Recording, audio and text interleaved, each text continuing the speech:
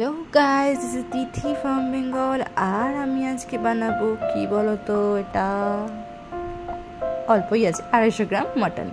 তো আমি আজকে মা আর আমার জন্যই অল্পই একটু মাটন মা এনেছিল। তো মা বললো তুই বানা, আমার শরীরটা ভালো লাগছে না। তো আমি তার প্রিপারেশন স্টার্ট করে দিয়েছি। অলরেডি মাংসটাকে একটু সেদ্ধ করে রেখেছি। মাংস সেদ্ধ করে আমি করি না কোনো দিনই, কিন্তু এই ফার্স্ট টাইম আমি মাংসটা সেদ্ধ করে করছি। তো মাংসটা একটু হলুদ নুন দিয়ে প্রেশারে সেদ্ধ করে নিয়েছিলাম। তারপরে এখন আলুটাও ভেজে রেখেছিলাম। পেঁয়াজ আর কাঁচা লঙ্কা আর শুকনো লঙ্কা আর গোটা গরম মশলা ভেজে, তেজপাতা দিয়ে ভেজে ভালো করে লাল লাল হয়ে গেলে তার উপর আদা রসুন পেস্ট দিয়ে দিলাম। এইবার টমেটো কাটা আছে, টমেটোগুলো দিয়ে দেবো, নুন দিয়ে দেবো, ভালো করে ভাজবো। ভালো করে মশলাটা কষিয়ে নিচ্ছি। আসলে এত গরম পড়েছে আমাদের এখানে, মাংস খাওয়াটা হয়ই না। মানে গরমে আর না কিছুই ভালো লাগে না। আর এইসব জিনিস খুব মানে কি বলবো, এতটা চর্বি জাতীয় জিনিস, এতটা মশলা রিচ খাওয়াটা শরীরের পক্ষেও ভালো না। তো যতটা পারি অ্যাভয়েড করারই চেষ্টা করি, কিন্তু 2 সপ্তাহ হয়ে গেল ভালো লাগছে না এত নিরামিষ খেতে।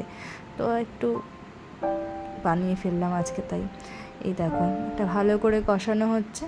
কষানো হয়ে গেলে ওই যে সেদ্ধ করা যে মাংসটা রাখা আছে, মাংসটা দিয়ে দেওয়া হলো। ভালো করে নাড়াচাড়া করে কষিয়ে নেব।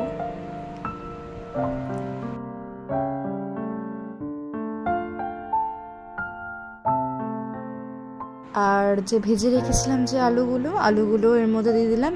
আর যে আমরা মাটনটা যে আমি সেদ্ধ করেছিলাম, প্রেশারের মধ্যে যে জলটা ছিল, যে মানে জুসটা আর কি, সেটাকে ফেলিনি, সেটাকে রেখে দিয়েছি। মাংস কষানো হয়ে গেলে ওই জলটা দিয়েই এটাকে গ্রেভি করব।